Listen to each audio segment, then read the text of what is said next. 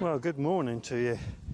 And the wind appears to have wreaked havoc with this particular bed, but it's one that I had to clear out anyway. I've got a few weeds and a wandering bramble, so I'm going to take the opportunity to just clear it out, ready for putting compost on top of it. And I'll have to put the net back on, otherwise I'll have cat damage. I've got this lovely climber in here, which for now I'm just going to try and ease back so that I can clear the bed. I don't really want to break it up too much because every year I've pruned it really hard and then it's never really got going, and last year I left it for a little bit longer and it certainly helped. Right, wandering brambles nearly out, and this bed doesn't seem to suffer quite as badly with the couch grass problem that's happening in the bed next door to it, which of course I'm putting off. And I think the celeriac that's in there is just not going to come to anything, and I've got myself a cold day job when I need to work up a sweat, and I think I'll probably dig most of that couch grass out and go from there. Well, this bed is hanging on. I've got a little bit of vine in here and I'll have to dig that out, I think, but otherwise a quick weed and then some reassembly. Right, I'll get on. Right, well, while I was clearing out this bed I detected a bit of couch grass in here, and that's the last thing I want in this bed. So although it's no dig, I'm going to get to the bottom of it. So let's see what we've got. Actually, it's not as bad as I first thought. Now there's a bit. So let's keep going. Yeah, there's a couple more. It's just as well to get this out. If you can get in at the start of the problem, then you hopefully can do the worst you can to hold it back. And of course this is coming in from the outside bed, just like the other beds are, and it's a constant battle here, and it's one of the reasons why I am moving the compost bins, because it's just such hard work, unnecessary hard work, to try and keep on top of it when it's in the bins. But this bed I'm not moving, so there's nothing short of getting it out. I think I've got the worst already. A bit more there. And this side of this bed is beginning to break down. It's one of those jobs that I have got to get to try and rescue it from being long-term damaged.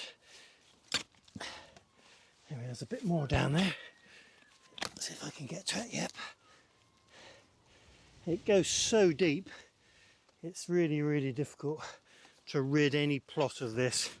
It really is only about keeping on top of it and managing it.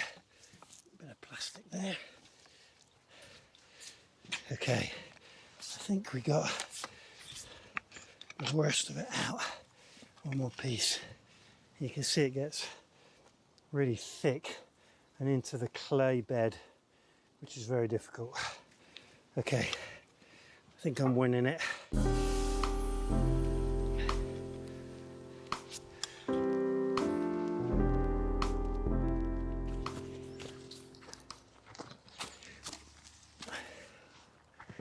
I know this does look a bit heavy-handed, but it's going to help. So I've got quite a reasonable stake in here, but this apple tree has worked loose, and I did have a rather special band that went round, but that's disintegrated. So in the meantime I'm going to use a bit of this thicker cord. Ideally you don't want anything that cuts into the apple tree bark.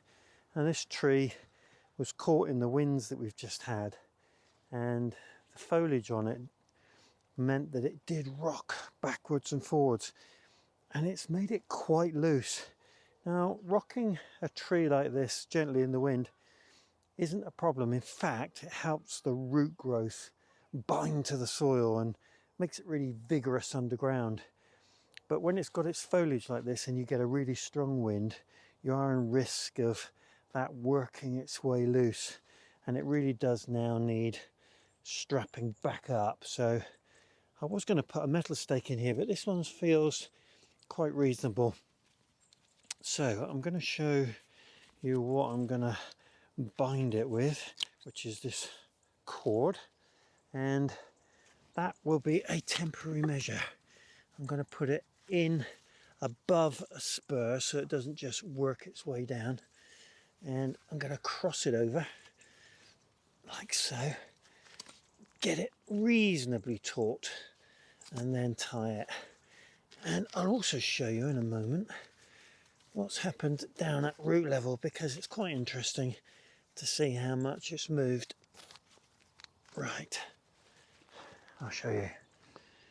So there you can see how it's, well, there's been probably an inch of movement there, and you can see even this root's got like a channel around it now. So I'm just going to push that back in the interest of keeping those roots covered, and that'll be ready for another storm.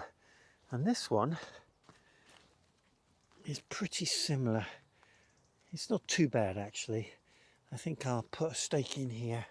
You can see some of the old binding I used, which does disintegrate, and I'll do the same for this one. So I do have a use for this metal stake, and there is a risk that I'll hit a root, but let's hope not.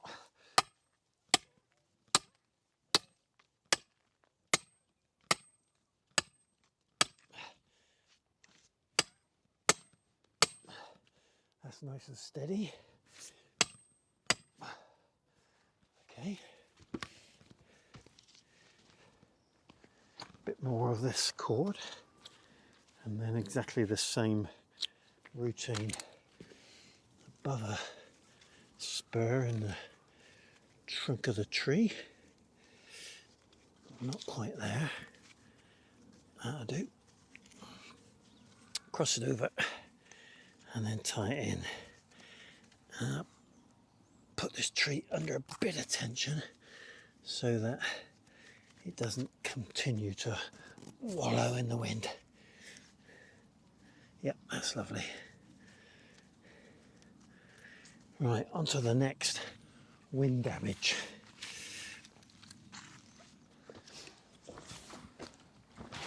Oop.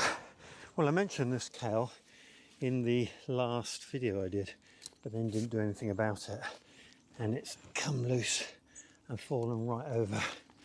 Looks like I just took the top out of it, which will go nicely with our tea.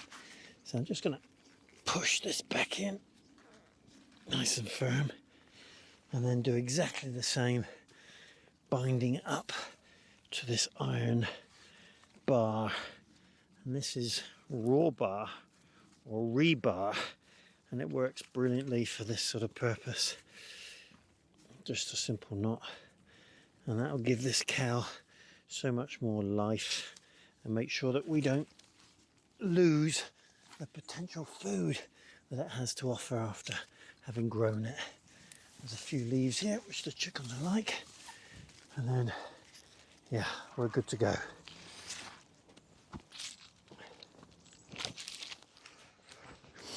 Looks like I've got a couple more of these wind damaged plants, and the string that I used really wasn't man enough for the job, so I'm not going to buy any more of these plastic tags. They're incredibly convenient and very useful, but plastic added to the plot is something I'm trying not to do from here on in, and I'm going to use what I've got, and then that'll be it.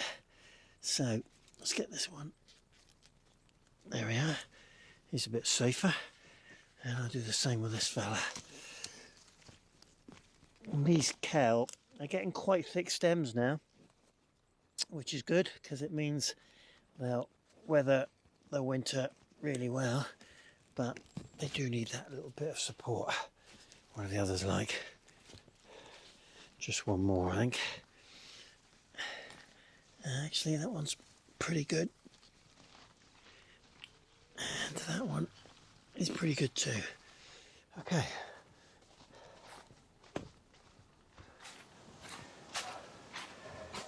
Well, this is it. This is the solution to my problem with couch grass in the compost. And the plan is to get this well and truly stripped out, and then I can configure it with some larger bays which are going to use for compost in the future. And actually, I've been really looking forward to it. It's going to be so much easier, not only not having to take the couch grass out of the compost, but also being able to wheel the barrow in and just tip it rather than too much lifting over the top. I was talking in my last video about how gardeners might possibly be impacting on our challenges with plastic in the oceans and generally climate change. And of course, one way that we can make sure that we do our part is not to have to keep buying more and more plastic, and making really good use of what you've got and keeping it somewhere where it's dry and not open to the elements is part of that process, because it gets brittle in the cold weather. I was watching recently a program about plastic in the Antarctic, and when it gets cold it gets brittle, and there's so much microplastic in the Antarctic that it really is becoming a worry. So keeping your plastic inside where it's not open to the elements is a good plan. So first step in this whole process is going to be to move all my pots into the shed where I've made space recently. And so I'm going to get on and get it all together.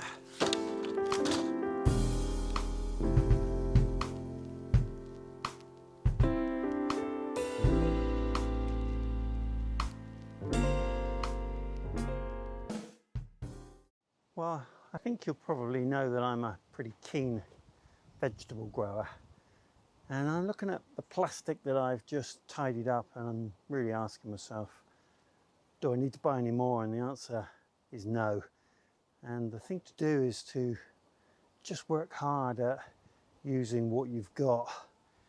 And as you can see, I've got oodles of round pots, oodles of square pots, quite a lot of cloche covers for seed trays. Some of them are cracked and broken, but that doesn't matter. Lots of small seed trays and some deep rooters, and plenty of these cells, and these are some of the worst because they just don't last. And a lot of them have come from plants that I've been given or been buying from the garden centre, and they come in these plastic pots, as you know. And there has to be a bit of change there coming, I think, too. These are the most difficult ones. So here's a crushed pot, which, you know, if you just work at it, you can use that many more times.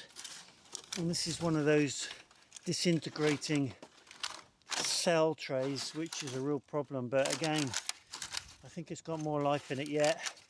And whereas you might have thrown it before, I think the way forward is to keep using it until it's absolutely falling apart. And we've got to find ways of making sure we don't use these levels of plastic as we go forward. And I think probably soil blocks is one way, and I've tried it. It's quite challenging. I have had some success. I think I just got to stick at it and at least do some more. So that's emptied out this wooden crate. I'm beginning to think along here might be a good place to have my compost bins. That's as far away from couch grass as I can probably get. And it also helps if I can move these bins along so that the sawdust that comes out of the chicken coop goes straight into them, and that makes out the paths that I use as I get into the spring.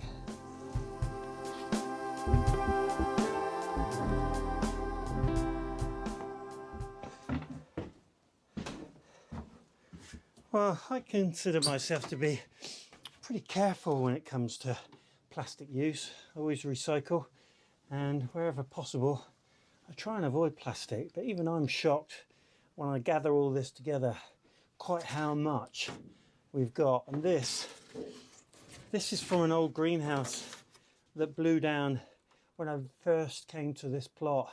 That's a good few years ago, but I've hung on to it. I've used it occasionally. I'm not going to throw it away. I'm going to make sure that it's always available if I need something. Now, I've got to try and get all this away. And as I go around and I move things about, I find more pots. So I need to leave myself the opportunity to add them into this collection so that I know where everything is. And being pretty well organised, I think, is probably also quite helpful, because it saves you going and buying something when you've got it, you just can't find it. So onward, let's get this tidied.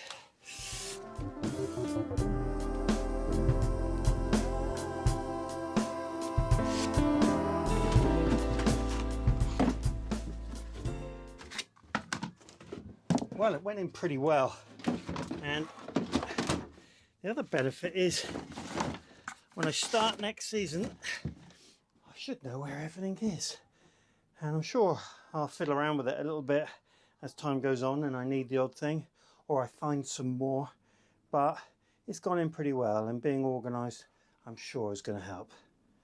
Good times. And there we are. As soon as I finished I found another one.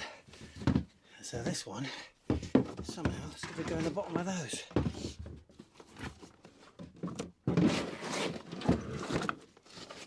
There we are.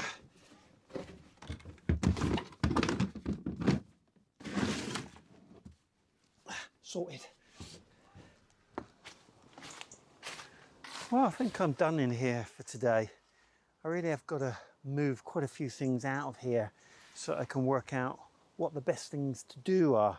But I am warming to the idea of being able to bring the barrow in here and just push it into bays along this edge, and then perhaps have another bay or two down that way. So lots to do, but I'm enjoying it. It's not too cold, and when it gets cold, a bit of vigorous work just warms you up. So that's it for today. I hope you've enjoyed the video.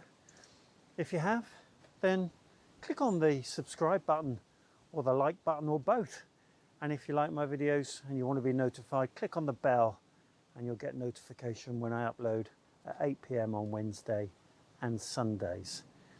And it's not for me to tell anyone what to do in their garden, but being mindful about the amount of plastic that we use is certainly something that's going to be high on my agenda, and I think it's important.